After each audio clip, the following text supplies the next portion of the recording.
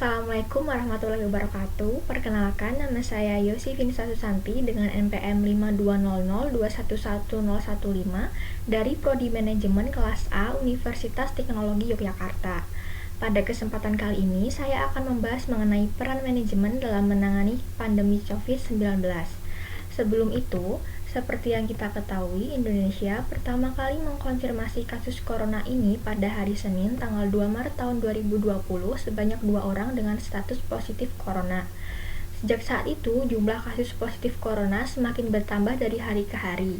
Hingga update terbaru saat ini terdapat 788.042 kasus corona di Indonesia.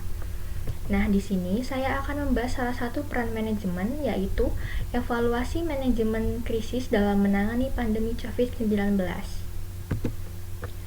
Pandemi COVID di Indonesia yang tidak terduga dan penyebarannya yang sangat cepat dan meluas melintasi batas-batas wilayah dan negara Indonesia ini mengakibatkan Indonesia berada dalam situasi krisis yang luar biasa.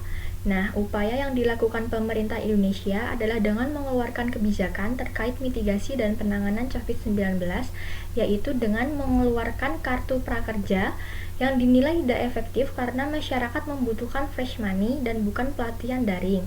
Kebijakan lainnya adalah bantuan sosial. Kebijakan ini juga dinilai tidak efektif karena dicurigai syarat akan korupsi, kolusi, dan nepotisme. Dari evaluasi tersebut dapat diatasi dengan peran dan strategi manajemen krisis ke depan yang memuat 6 poin. Yang pertama, melakukan penilaian resiko. Ini sebagai langkah awal dalam menyusun kebijakan.